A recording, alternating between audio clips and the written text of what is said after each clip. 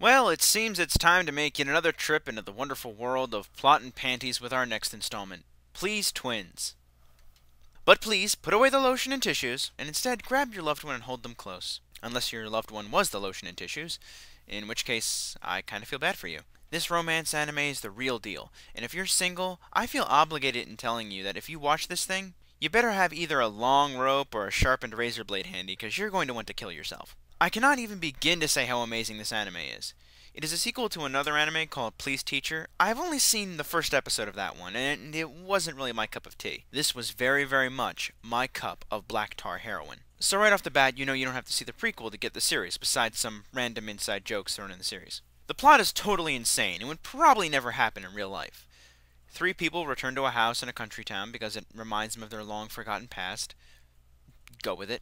One is a boy and the other two are girls. The problem in the anime is that one of these two girls is his sister and the other is a stranger. And slowly but surely the girls are falling for the boy. Thank you, Japan. Thank you so very much for always finding a way to involve incest in the things I love. If I had a nickel for every anime that featured an incestuous relationship, I would be able to hire Bill Gates to wipe my ass. I'm going to say this, and then I'm never going to say it again. Stop this.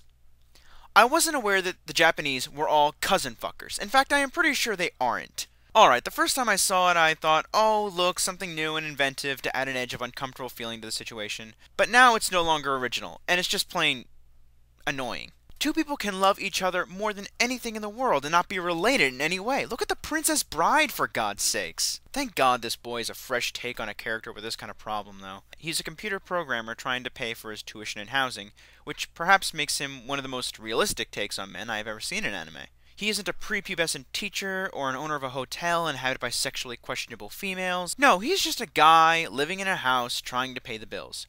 Only in anime could this type of character be considered original. The accidental pervert stuff doesn't happen all that often past the first episode, and he doesn't burst out in nosebleeds every 5 minutes. That's right, he's a three-dimensional character with complications and emotions. He tries to deal with his situation as it comes rather than solving every problem with turtles and pep talks. I am also happy to say all other characters feel the same way. Perhaps not so much the green-haired girl, but her character is meant to be simple, so I can look the other way. This anime also has a great amount of side characters who are just as interesting, funny, and just a joy to get to know.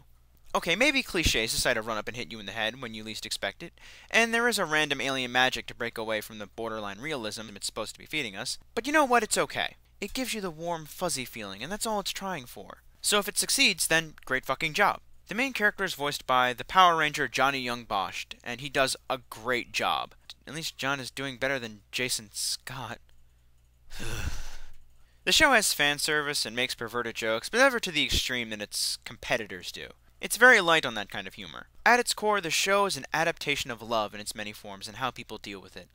It captures your heart right from the beginning and just refuses to let you go. This anime is not a tearjerker. You're going to get emotional, of course, but I expect you will be cuddling with your girlfriend, boyfriend, or inanimate object you treat like your lover until the last episode, rather than crying. As said before, the show is just about pure love. It's what we all sort of wanted Inuyasha to be, but never was. For being the best romance anything, not just anime, it gets a well-deserved 5 out of 5.